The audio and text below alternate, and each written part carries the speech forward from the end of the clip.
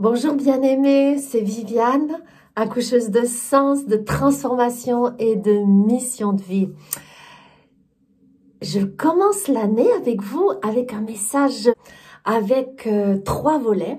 Et le premier volet contient un message extraordinaire qui peut être capable de vraiment changer votre vie en 2023 si vous le faites vôtre. Étienne est mort. Et il y a une grande persécution qui se passe dans Jérusalem à cause de Paul, qui rentre dans les maisons, qui déplace hommes, femmes, enfants, aucun scrupule pour les civils, et il les met en prison. Et le mal, la souffrance, la mort va faire se disperser tous les premiers croyants. Alors, le premier mot qui est employé pour être dispersé, il arrive 2 fois dans le chapitre. C'est intéressant, c'est que c'est une dispersion, non pas comme de cendres que l'on met sur une terre pour dire au revoir à un bien-aimé qui est mort, ou bien comme de la cendre qu'on répand comme de l'engrais. Non, le mot qui est employé, c'est le mot qui dit être dispersé comme des graines, comme de la semence. Et c'est bien cette magnifique image et compréhension que nous donne la Bible que la souffrance va toujours exister. La souffrance, on peut l'aborder comme une victime passivement, ou alors on peut accepter qu'elle nous mette en marche, qu'elle nous mette en mouvement et qu'elle nous lance autour de nous, dans le monde, comme une semence, comme quelque chose qui va s'implanter, croître et donner du fruit. C'est magnifique. D'ailleurs, Jésus, il l'avait dit, vous serez mes témoins à Jérusalem, puis dans la Judée, en Samarie et dans le monde entier. Et voilà que cette première étape est accomplie avec cette première souffrance que subit l'Église croyante du tout début. Et on retrouve Philippe, qui est un diacre, et lui, on pourrait se dire, je dois échapper à la mort, je dois échapper au stress, je dois échapper à la souffrance, eh bien je vais me planquer quelque part en Judée où c'est simple, où je peux être protégée dans ma famille, ou dans un petit coin de forêt, ou derrière un petit lopin de terre. Eh bien, pas du tout. Philippe choisit d'entrer dans le ghetto de Samarie. Et peut-être vous vous rappelez pas, mais les Samaritains, dans la Bible, sont présentés, et c'était pas que une présentation de la Bible, c'est la réalité, étaient considérés par les Juifs comme une sous-catégorie d'êtres humains. Des humains qui avaient été comme hybridés avec les Assyriens, ou des déportés de toutes parts des Assyriens, et n'étaient plus vraiment des Juifs. Ils étaient méprisés.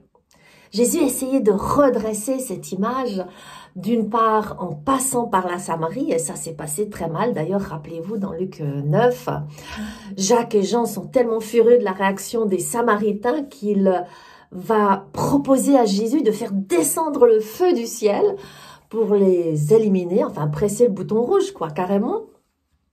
Et puis, Jésus va essayer de redresser cette image des Samaritains, non seulement en essayant de leur parler, mais en y retournant, et une femme va l'écouter. On dit la Samaritaine au puits. Et elle va aller de Sychar répandre la bonne nouvelle du Christ. Peut-être que Philippe se demande si cette graine qui a été plantée par la Samaritaine, il est là peut-être pour l'encourager, l'arroser.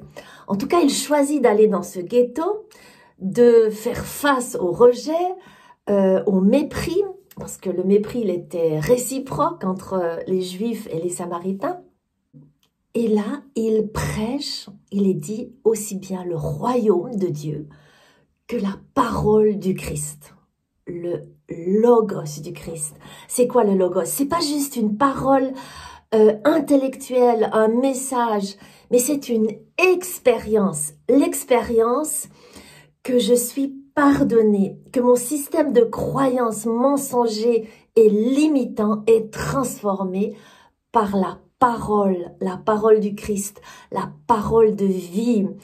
De coupable, je suis pardonné. De moins que rien, sans valeur, pas aimé, rejeté, je peux être une créature merveilleuse, héritière, co-héritière du Christ, princesse assise à la droite de Dieu avec cette puissance de la résurrection que le Christ veut nous insuffler. Voilà ce que prêche Philippe. La bonne nouvelle, une évangélisation que Philippe fait, et de diacre, il devient évangéliste. Et ça marche parce que les Samaritains, ils croient, ils adhèrent à ce que Philippe propose. Et cette adhésion, il la signifie par un engagement, l'engagement du baptême. Même justement en tant qu'adulte, c'est une décision de plus être victime, coupable, mais d'accepter le cadeau du Christ pour être pardonné, restauré, juste à nouveau devant Dieu grâce à ce manteau du salut, à ce vêtement blanc de la purification que le Christ nous donne, qui efface toutes ces croyances mensongères et limitantes et qui nous enlève surtout la honte que l'on porte tant souvent sur nos épaules. Et ce qui est très intéressant, nous dit le texte, c'est que la prédication de Philippe va s'accompagner de signes et de miracles. De nombreux boiteux vont marcher, des estropiés vont abandonner leur canne. Et la conséquence, c'est qu'il y a une joie incroyable qui se manifeste en Samarie. La joie, non pas l'étonnement. Et le texte va jouer sur ces deux images. Est-ce que vous êtes dans la joie ou dans l'étonnement? Alors la joie, c'est vraiment le premier fruit de l'esprit. Paul nous le rappelle que lorsqu'on est rempli de l'esprit, il y a une maturité qui s'effectue en nous. Et il y a bien sûr l'amour, une sorte de mouvement vers l'autre qui va s'exercer naturellement. Et comme première conséquence, c'est la joie. Et c'est magnifique, c'est comme une source d'eau qui monte en nous, qui a envie de sortir avec des rires, de la positivité, de l'énergie, de l'humour et une sorte de légèreté qui se manifeste souvent par le mouvement. En Dieu, nous avons l'être, le pardon, la vérité, le mouvement. Et ça, c'est extraordinaire. Alors, une toute première leçon de ce chapitre d'Acte 8, est-ce que la difficulté, la souffrance, la persécution, le fait d'être maltraité va me faire disparaître, me cacher, me planquer ou me victimiser, me renfermer sur moi-même, entrer dans une dépression pas possible et m'immobiliser?